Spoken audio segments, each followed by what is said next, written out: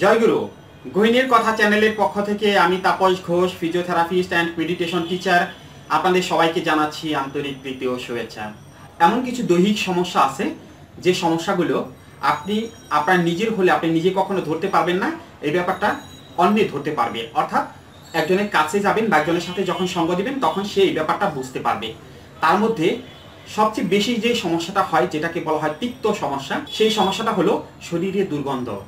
যখন আপনি লোকজনের সাথে মিশতে যাবেন, বন্ধু বান্ধবের সাথে আড্ডা দিতে যাবেন, বাসায় বা যে কোনো জায়গায়, অর্থাৎ যে মানুষটি আপনার পাশে ঘুমিয়ে আছে, অর্থাৎ রাতের পর রাত কাটিয়ে দিতেছে, একটিবার চিন্তা করুন তো যে আপনার শরীরের যে সমস্যাটা আছে সে না পারতেছে মুখ ফুটে বলতে, না পারতেছে সহ্য করতে। অর্থাৎ এমনও হয় এই সমস্যাটার কারণে অনেক সময় সম্পর্ক ভেঙে যায়, অর্থাৎ সম্পর্ক টিকে না। এটা একটা এমন অস্বস্তিকর সমস্যা। বন্ধুরা, তাহলে আসুন জেনে নেই যে এই সমস্যাটা আসলে কোথা থেকে হয়। আমরা সবসময় ভাবি যারা অতিরিক্ত ঘামে তাদের শরীরে দুর্গন্ধ হয়। হ্যাঁ, ঠিক আছে, তবে আরেকটা কারণও আছে। কিছু লোক আছে যাদের শুধু গরমের সময় দুর্গন্ধ হয় না, সব সময় দুর্গন্ধ, তাদের শরীরে সবসময় একটা দুর্গন্ধ চলে আসে। অর্থাৎ তাদের কাছে কেউ বসতে চায় না, তাদের সাথে কেউ মিশতে চায় না, এমনকি তাদের পাশে বসলে পরে নাকটা নিচু করে বসতে হয়। আপনি যত সুন্দর বা কালো এর মধ্যে কোনো কথা নেই, মোটা বা চিকন এর মধ্যে কোনো কথা নেই, এই সমস্যাটা যে কোনো মানুষের হতে পারে। বন্ধুরা, দ্বিতীয় যে সমস্যাটা সেটি হলো হরমোনের সমস্যা। অর্থাৎ যে মানুষের হরমোনের প্রবলেম আছে, বিশেষ করে টেস্টোস্টেরন হরমোনের প্রবলেম আছে, তাদের এই ক্ষেত্রে সমস্যাটা বেশি হয়। অর্থাৎ তাদের শরীরেও একটা চরম দুর্গন্ধ আসে, একটা প্রকট দুর্গন্ধ আসে, যে দুর্গন্ধটা সহ্য করা যায় না। এই হরমোনের সমস্যার কারণে শরীরে যে দুর্গন্ধ হয়, এটা আসলে কেন হয়? বন্ধুরা, একটা তত্ত্ব কথা বলি। সেই তত্ত্ব কথাটা হলো, আমরা সবসময় একটা কথা বলে থাকি, জাতের মেঘ কালো ভালো, নদীর পানি ঘোলা ভালো। কেন নদীর পানি ঘোলা ভালো? কারণ নদীর পানি ঘোলা ভালো এই কারণেই, নদীর পানি যদিও ঘোলা হয়ে থাকে কিন্তু তার মধ্যে জোয়ার ভাটা আছে। জোয়ার ভাটা থাকার কারণে সেখানে কি হয়, নদীর পানিতে কোনো গন্ধ থাকে না, সেখানে কোনো জীবাণু থাকে না, বা সেখানে কোনো জীবাণু বাসা বাঁধতে পারে না।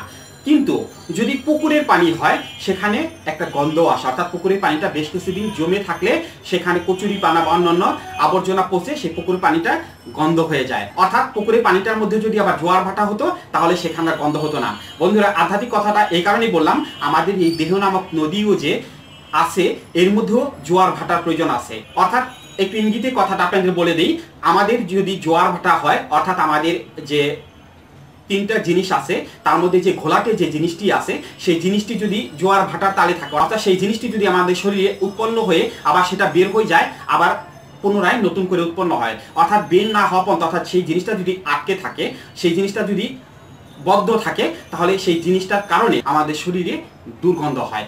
সেই দুর্গন্ধটা অত্যাধিক বিকট। অর্থাৎ এটাই ধরে নিতে হবে, যাদের শরীরে সবসময় গন্ধ থাকে তাদের নিশ্চয়ই হরমোনের সমস্যা আছে, তাদের দৈহিক সমস্যা আছে। এই সমস্যা সমাধানের উপায়টা কি? এই সমস্যা সমাধানের উপায় হলো, ফ্যাট জাতীয় যে খাবারগুলো আছে, অর্থাৎ চর্বি জাতীয় যে খাবারগুলো আছে, মাছ, মাংস, ডিম, দুধ, এই যে জিনিসগুলো আছে, সেই জিনিসগুলোকে পরিহার করুন। অর্থাৎ কিছুটা হলেও ভেজিটেবলের দিকে নজর রাখুন। অর্থাৎ শাকসবজিটা বেশি খান, বিশেষ করে কাঁচা কলা, পেঁপে, লাউ, মিষ্টি কুমড়, এই জিনিসগুলো বেশি খান, আপনার এই সমস্যাটা হবে না। বন্ধুরা, আর দ্বিতীয় কথাটা হলো,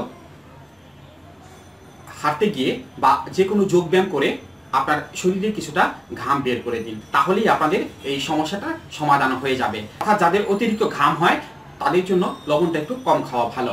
যাদের অতিরিক্ত ঘাম হয় তারা ভাতের সাথে কাঁচা লবণ যেটাকে বলে, সেই কাঁচা লবণটা কম খাওয়ার চেষ্টা করবেন। বন্ধুরা, এই যে শরীরের দুর্গন্ধের কথাটা বললাম, অর্থাৎ এই দুর্গন্ধটা আপনি নিজে হয়তো বুঝতে পারবেন না, কিন্তু যে লোকের কাছে আপনি যাবেন সে চরম অস্বস্তির মধ্যে থাকবে। তাই বন্ধুরা, এর দ্রুত সমাধান করুন, নিজেকে অন্যের কাছে খুব সুন্দরভাবে উপস্থাপন করুন। কেননা একজন মানুষের সাথে আপনি গেছেন কথা বলার জন্য, সেই মানুষটা যদি আপনাকে দেখে একটু সংকুচিত হয়, অর্থাৎ মাথাটা নিচু করে থাকে, তাহলে আপনি নিজের কাছে স্বস্তিতে থাকবেন না। অর্থাৎ আপনার কাছে চরম অস্বস্তি মনে হবে, আপনার যে আগ্রহটা আছে তার সাথে কথা বলার জন্য সেই আগ্রহটা থাকবে না, আপনার নিজের কাছে নিজেকে খুব ছোট মনে হবে।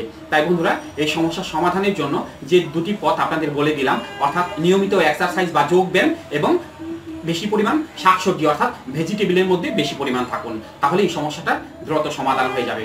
বন্ধুরা, আজকের ভিডিওটি কেমন লাগলো যদি ভালো লেগে থাকে তাহলে অবশ্যই কমেন্টস বক্সে কমেন্টস করে জানাবেন। আর হ্যাঁ, আমার ভিডিওটি লাইক এবং শেয়ার করতে ভুলবেন না।